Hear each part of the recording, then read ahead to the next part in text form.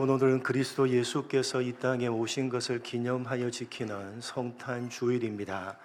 그리고 이제 3일이 지나면 예수님의 오심을 기념하는 성탄절 당일입니다. 이렇게 그리스도께서 오심을 기념하는 절기에 여러분의 마음과 심령에 성탄의 기쁨과 감사가 충만하기를 축복합니다.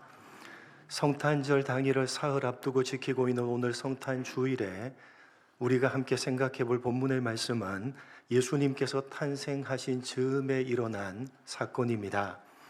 예수님께서는 당시 율법이 정한 규례를 따라서 태어나신 지 8일 만에 할례를 받으셨습니다.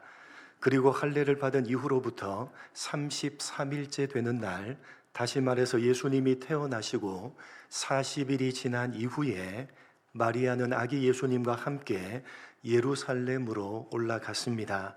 당시 율법에 따르면 아기를 출산한 이후의 산모는 7일 동안을 부정한 상태에 있다고 간주를 하기 때문에 정결 예식을 치러야만 했습니다.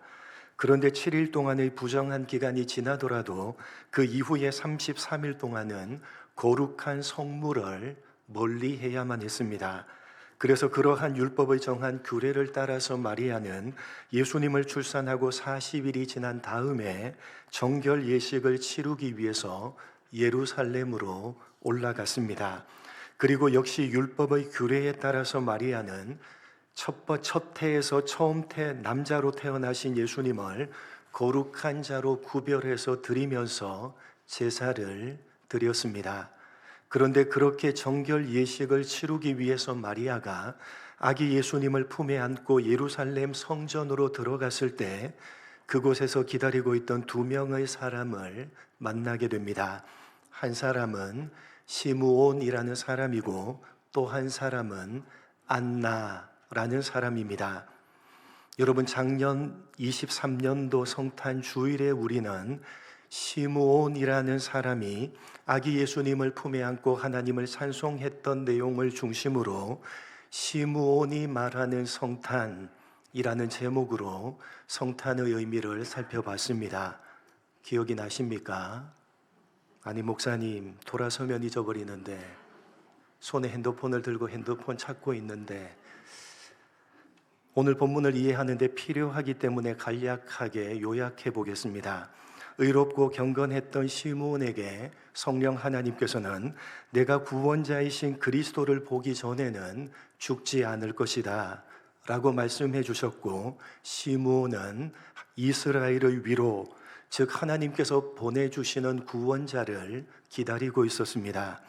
그러다가 할례를 받기 위해서 성전으로 온 마리아의 품에 안겨있는 아기 예수님을 만난 시므온은 아기 예수님을 자신의 품에 안고 구약 성경 이사야서의 말씀을 인용해서 회복하시고 구원하시는 하나님을 찬송합니다. 그리고 마리아를 향해서 구원자는 비방받는 표적이 될 것이며 마음이 칼로 쪼개듯이 아플 정도로 상하고 흉흉하고 비참한 모습이 될 것이라고 말씀합니다. 그런데 그렇게 시므온이 아기 예수님을 품에 안고 찬송하고 있었던 그때에 그곳으로 다가와서 아기 예수님을 만났던 또 한 사람이 있었습니다. 바로 오늘 본문에 나오는 안나라는 이름을 가진 여인이었습니다. 우리가 주목해야 되는 것은 아기 예수님을 만난 시므온이 보였던 반응과 오늘 본문에 나오는 안나가 보인 반응이 너무나도 다르다는 사실입니다. 요약해서 말씀드렸듯이 아기 예수님을 만난 시므온은 이사야서의 말씀을 인용해서 찬송했고 마리아에게 말씀했습니다. 그리고 그가 했던 찬송과 말씀이 성경에 상세하게 기록되어져 있습니다.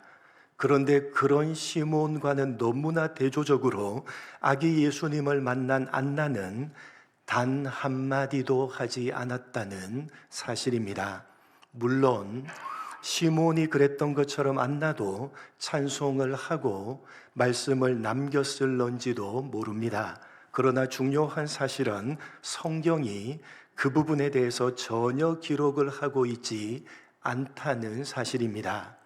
무슨 말입니까? 성경이 시므온이 했던 찬송의 내용과 그가 했던 말씀의 내용을 상세하게 기록하고 있는 까닭은 그 찬송의 내용과 말씀의 내용을 통해서 예수님에 대해서 전달하고자 하는 메시지가 있기 때문이고, 안나가 찬송했는지 어떤 말씀을 했는지 알 수는 없지만 성경이 안나가 단 한마디도 하지 않은 것으로 기록을 하고 있는 까닭은 안나를 통해서는 다른 것으로 메시지를 전달하고자 의도하고 있기 때문이라는 것입니다. 그렇다면 도대체 안나를 통해서는 성경이 어떤 것으로 메시지를 전달하고 있느냐? 오늘 본문을 잘 보시면 이렇게 기록되어져 있습니다. 오늘 본문 3절을 함께 읽도록 하겠습니다. 같이 읽겠습니다. 시작.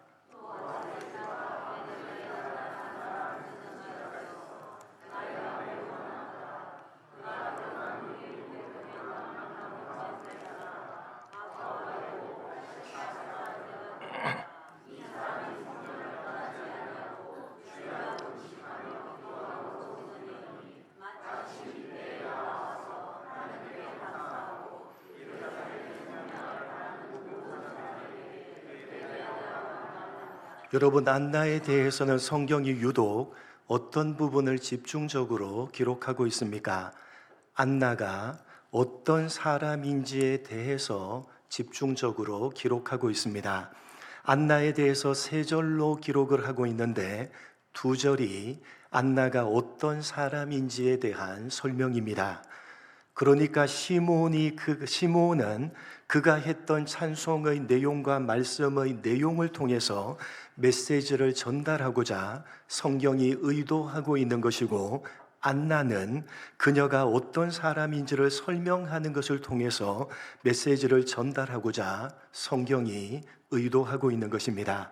그래서 시므온은 그가 했던 찬송의 내용과 말씀의 내용을 성경이 집중적으로 기록을 하고 있는 것이고, 안나는 그녀가 어떤 사람인지를 성경이 집중적으로 설명하고 있는 것입니다.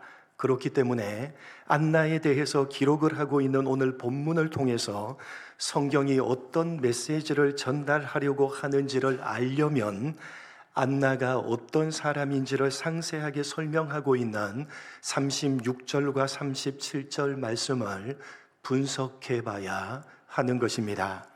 오늘 본문은 안나에 대해서 크게 2가지로 설명을 하고 있는데, 먼저 안나가 어떤 출신 성분을 가지고 있는지를 설명합니다.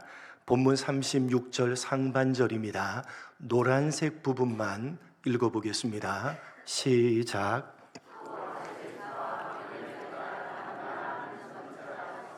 먼저 오늘 본문은 안나가 아셀 지파 바누엘의 딸이라고 설명을 하고 있는데, 당시로서는 굉장히 부정적인 설명입니다. 왜 그러냐? 아셀은 야곱의 8번째 아들로 이스라엘을 구성하는 12지파 가운데 한 지파입니다. 그런데 예수님이 탄생하실 당시에 이스라엘 민족은 유다와 베냐민 지파가 주류를 이루고 있었고, 나머지 10지파는 사실상 유명무실했습니다. 왜냐하면 10지파는 이스라엘 민족의 정체성이 불분명해져 버린 혼혈 족속이 되어버렸기 때문입니다.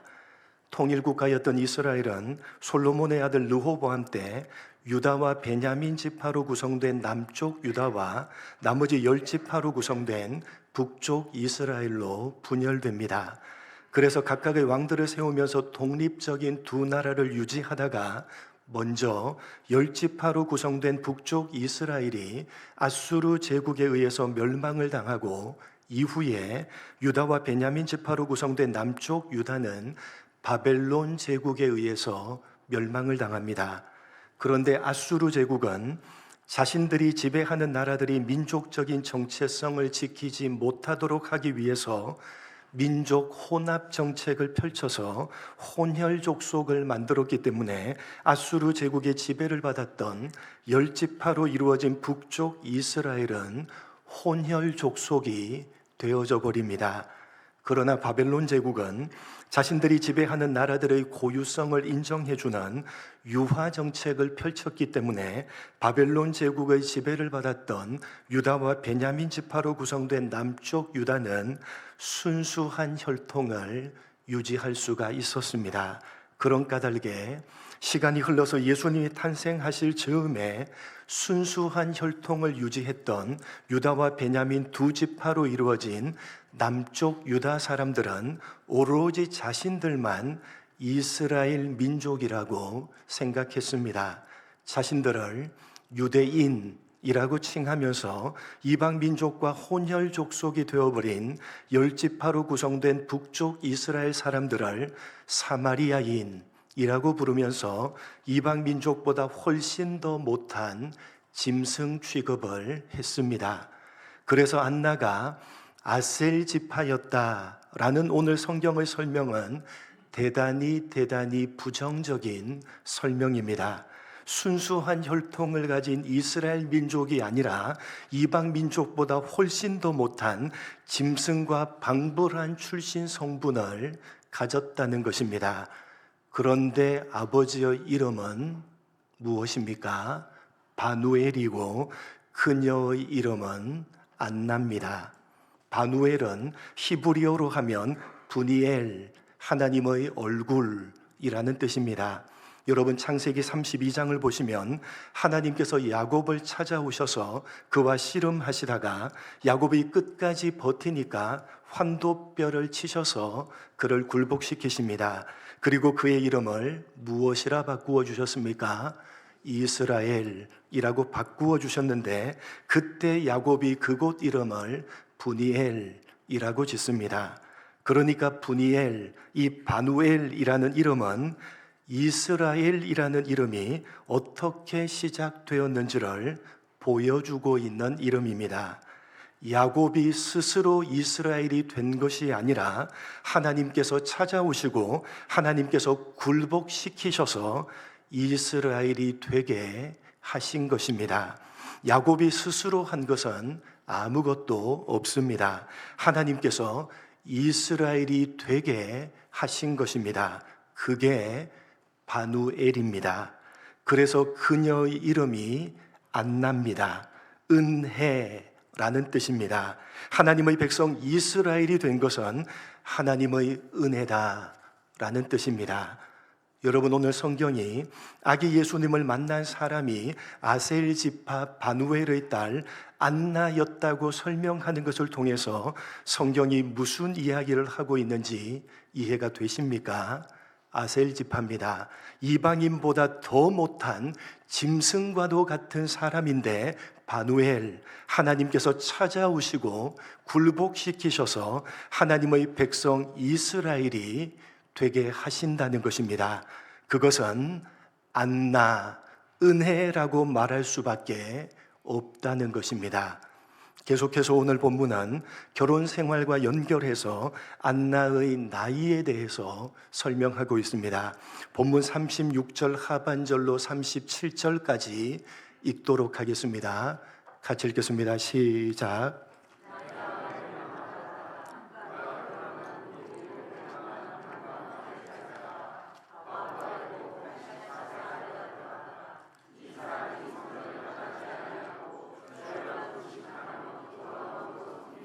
안나는 나이가 매우 많았는데 결혼을 하고 7년 동안 남편과 함께 살다가 과부가 되고 몇 세가 되었다?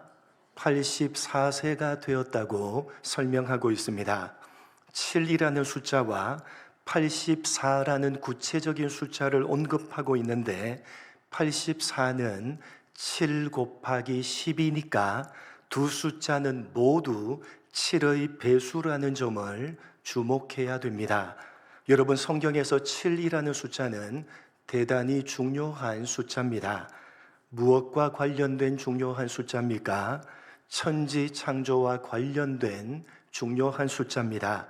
하나님께서는 6일 동안 모든 천지 만물을 창조하시고 7일째 되는 날 안식하셨습니다. 안식하셨다는 것은 모든 천지 만물을 창조하시는 일을 완성하셨다는 뜻입니다. 그런 의미에서 성경에서 7이라는 숫자는 완성의 숫자입니다. 무엇의 완성입니까? 창조의 완성입니다. 그런데 그 창조의 완성인 7을 잃어버렸다는 것입니다. 남편과 함께 산 7년을 잃어버리고 남편 없이, 다시 말해서 창조의 완성을 잃어버리고 과부로 살았다는 것입니다. 여러분, 안나가 남편 없이 창조의 완성을 잃어버리고 과부로 살았던 기간이 몇 년입니까? 몇 년입니까? 84년을 살았는데 7년 동안만 남편과 함께 살았으니까 남편 없이 산 세월은 몇 년입니까? 77년입니다. 77년 동안을 남편 없이 창조의 완성을 잃어버리고 살았다는 것입니다. 안나가 언제 결혼을 했는지는 모르지만 그가 살았던 84년 가운데 단 7년 동안만 남편과 함께 살았으니까 남편 없이 처녀로, 그리고 남편 없이 과부로 77년 동안을 살았던 것입니다. 역시 7의 배수입니다. 남편 없이, 다시 말해서 창조의 완성을 잃어버리고 살았던 연수가 77년입니다. 7이 2개입니다. 창조의 완성이 2개입니다. 앞에 있는 7, 창조의 완성은 잃어버렸습니다. 그런데 다시 7이니까 재창조의 완성입니다. 재창조는 다른 말로 구원이니까 77은 재구원의 완성을 의미하는 것입니다. 그러니까 아기 예수님을 만난 여인이 남편과 함께 7년을 살다가 과부가 되어서 84세가 되었다는 오늘 성경의 설명은 그녀가 만난 아기 예수님이 재창조의 완성, 구원의 완성을 위해서 오신 분이시라는 의미를 담고 있는 것입니다. 창조주를 반역하여 죄를 범하고 타락함으로 창조의 완성을 잃어버리고 살아가고 있는 모든 사람들을 재창조하시기 위해서, 구원하시기 위해서 이 땅에 오신 분이 바로 안나가 만났던 예수님이시라고 성경이 말씀하고 있는 것입니다. 그래서 이어지는 본문 38절에서 안나는 하나님께 감사했고 예루살렘의 속량을 바라는 모든 사람, 구원이 필요한 모든 사람들에게 이 예수님에 대해서 전했던 것입니다. 여러분, 우리 모두는 아셀 지파에 속해 있는 사람들입니다. 이방인보다 훨씬 더 못한 짐승과도 같은 사람들이 우리들입니다. 죄인입니다. 그런데 그런 죄인인 우리를 위해서 바누엘, 하나님께서 찾아오시고 굴복시키셔서 하나님의 백성이 되게 하셨습니다. 우리가 스스로 한 것은 아무것도 없습니다. 하나님께서 하신 것입니다. 하나님께서 하나밖에 없는 유일한 아들 하나님을 우리를 위해서 이 땅에 보내시고 우리를 위해서 십자가에 죽이시고 우리를 하나님의 백성이 되게 하셨습니다. 그것은 안나, 은혜라는 말로밖에는 설명할 방법이 없습니다. 여러분, 예수 그리스도께서 이 땅에 오신 것을 기념하고 있는 성탄주일입니다.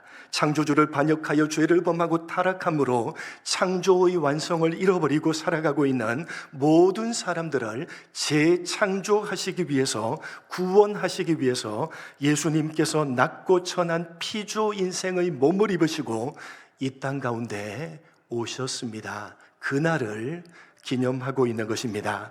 스스로는 구원할 다른 방법이 없는 죄인인 우리를 구원하시기 위해서 십자가에 죽으시려고 예수님께서 오신 것입니다. 그것이 안나가 말하고 있는 성탄이요, 우리가 기념하고 있는 성탄입니다. 여러분, 성탄은 예수님께서 이 땅에 태어나신 생일입니다. 그러나 여러분, 이 성탄에 예수님의 생일을 축하하지 마시기 바랍니다. 창조주 하나님께서 피조 인생의 몸으로 오신 날입니다. 그게 성탄입니다. 그것도 십자가에 비참하게 죽기 위해서 오신, 창조주로서는 견딜 수 없을 정도로 모욕적인 날이고 창조주로서는 참을 수 없이 수치스러운 날이 바로 우리가 기념하고 있는 성탄인 것입니다. 그 모욕과 수치를 창조주께서 우리를 위해서 기꺼이, 우리를 위해서 기쁘게 감당해 주시기 위해서 오신 날이 성탄절입니다. 예수님을 축하하지 마시고 그 예수님 때문에 값없이 구원함을 받은 우리 자신을 축하하는 날이고, 서로를 향해서 축하하는 날이 성탄절입니다. 여러분, 우리를 축하하는 날입니다. 예수님의 오심을 축하합니다. 예수님의 생일을 축하합니다. 그런 날이 아니라 예수님으로서는 참을 수 없는 수치스러운 날입니다. 견딜 수 없는 모욕스러운 날이 바로 성탄절입니다. 그런데 우리에게는요, 너무나도 감사하고 너무나도 기쁜 날이고 너무나도 축하받아야 될 날인 것입니다. 예수님을 축하하지 마시고 그 예수님 때문에 값없이 구원함을 받은 우리 자신을 축하하는 날이고, 서로를 향해서 축하하는 날입니다. 그리고 안나가 그랬듯이 가슴 깊이 하나님께 감사하는 날입니다. 예수님의 생일을 축하합니다가 아니라 예수님의 생일을 감사합니다. 예수님의 생일을 감사합니다. 그렇게 가슴 깊이 감사하면서 값없이 구원함을 받은 우리 자신을 축하하는 날입니다. 그리고 그렇게 값없이 구원함을 받은 우리 옆에 앉아있는 서로를 축하하는 날이 바로 성탄절입니다. 여러분, 진심으로 축하드립니다. 여러분, 진심으로 축하드립니다. 여러분을 위해서 성자 하나님께서 말할 수 없는 모욕과 참을 수 없는 수치를 기꺼이 기쁘게 감당하시려고 오셨습니다. 그 예수님 때문에 여러분은 값없이 은혜로 구원을 받으셨고, 값없이 은혜로 하나님의 자녀가 되셨습니다. 그 무엇으로도 이것을 바꿀 수 없고 그 무엇으로도 이것을 취소시킬 수가 없습니다. 진심으로 축하드립니다. 여러분, 성탄의 의미를 바르게 하시고 가슴 깊이 감사하시며 아직도 성탄의 의미를 제대로 알지 못하는 사람들에게 전하시는 여러분 모두가 되시기를 주님의 이름으로 간절히 축복합니다. 하나님 아버지, 오늘 안나가 어떤 사람인지를 통해서 말하고 있는 성경의 세미한 음성을 가슴 깊이 듣는 우리가 되게 하여 주옵소서. 예수님 때문에 값없이 구원함을 받은 우리 자신을 축하해야 되는 날이며, 그렇게 구원함을 받은 서로를 향해서 축하해야 되는 날이 바로 성탄임을, 그리고 안나가 그랬듯이 가슴 깊이 하나님께 감사해야 되는 날이 바로 이 성탄임을 가슴에 새기는 우리가 되게 하여 주옵소서. 우리를 위해서 성자 하나님께서 말할 수 없는 모욕과 참을 수 없는 수치를 기꺼이 기쁘게 감당하시려고 오셨습니다. 그 예수님 때문에 우리는 값없이 은혜로 구원을 받았고 하나님의 자녀가 되었습니다. 하나님 아버지, 진심으로 감사드립니다. 성탄의 의미를 바르게 알게 하시고 가슴 깊이 감사케 하시며 아직도 성탄의 의미를 알지 못하는 사람들에게 전하는 우리 모두가 될 수 있도록 은혜 베풀어 주옵소서. 감사하오며 예수님의 이름으로 기도드립니다. 아멘.